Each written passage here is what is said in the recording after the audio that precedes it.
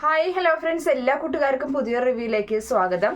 അങ്ങനെ ഭാനുമതി അമ്മയുടെ കൂടെ ആ വൃദ്ധസദനത്തിലെ കിരണിന്റെ പിറന്നാൾ ആഘോഷം അത് നടത്താൻ കല്യാണി തീരുമാനിക്കുകയാണ്. അവർക്കൊപ്പം ഒരു നേരത്തെ ഭക്ഷണം കഴിക്കാനും അതുപോലെ തന്നെ അവർക്കൊന്നിച്ച് ഇരുന്ന് കേക്ക് മുറിക്കാനും പിന്നീട് അവർക്ക് പുതുവസ്ത്രങ്ങൾ നൽകാനും അങ്ങനെയൊക്കെയാണ് കല്യാണിയുടെ തീരുമാനം. അങ്ങനെ അതുപോലെ തന്നെ കല്യാണി വിചാരിച്ച പോലെ തന്നെ കാര്യങ്ങളൊക്കെ നടക്കുന്നുണ്ട്.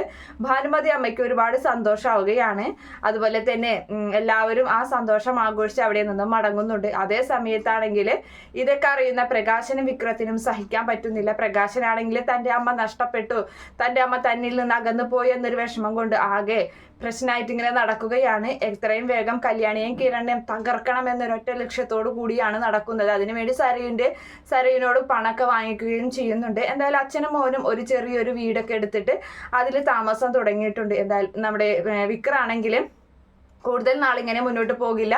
അവൻ അറിയാവുന്ന തൊഴിലേക്ക് ഇറങ്ങുകയാണ്. അവൻ മോഷണത്തിന് വേണ്ടി ഇറങ്ങുന്നുണ്ട്. അങ്ങനെ കുറച്ച് മോഷണത്തിൽ തന്നെ അവനെ പിടിക്കപ്പെടുന്നുണ്ട്. അതിനുശേഷം അവനെ ജയിലിൽ അടയ്ക്കുകയും ചെയ്യുകയാണ്.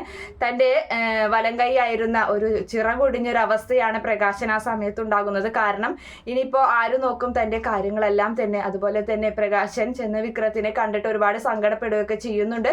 അതേ സമയത്ത് ഭാനുമതി അമ്മ ഈ ഒരു കാര്യം അറിയുകയാണ്, വിക്രം ജയിലിലായി എന്ന കാര്യം. അങ്ങനെ വിക്രത്തിനെ കാണാൻ വേണ്ടി ഭാനുമതി അമ്മ പോകുന്നുണ്ട്.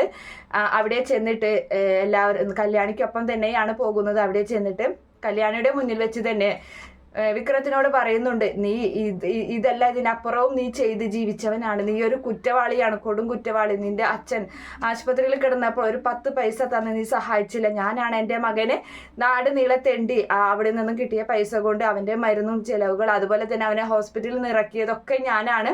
നീ ഇനിയെങ്കിലും നന്നായില്ലെങ്കിൽ നിന്റെ ജീവിതം നശിച്ചു പോകും, നിന്റെ ജീവിതം ഇനി നശിക്കാനൊന്നുമില്ല എന്നൊക്കെ പറഞ്ഞിട്ട് എന്നും പ്രാവുന്നത് പോലെ വിക്രത്തിൻ്റെ പ്രാവി അടങ്ങുകയാണ് നമ്മുടെ ഭാനുമതി അമ്മ. അത് കണ്ടിട്ട് കല്യാണിക്ക് അത്ഭുതമാണ് തോന്നുന്നത്. അതേ സമയത്ത് എനിക്ക് ഇനി ഈ മക്കൾ ആൺകുട്ടികളെ എനിക്ക് പേരമക്കളായിട്ട് വേണ്ട, ഇത് എൻ്റെ കല്യാണി മോള് മതി എന്നും പറഞ്ഞ് കല്യാണിയെ ചേർത്ത് പിടിക്കുകയും ചെയ്യുന്നുണ്ട്. അങ്ങനെ വിക്രത്തിന് ആ ജയിലിൽ കിടന്ന് ഭാനുമതി അമ്മയോട് ഒരുപാട് ദേഷ്യമൊക്കെ തോന്നുകയാണ്. എന്തായാലും അതിൻ്റെ ഉള്ളിൽ വെച്ച് ഒന്നും തന്നെ ഭാനുമതി അമ്മയോട് ചെയ്യാനൊന്നും പറ്റുന്നില്ല.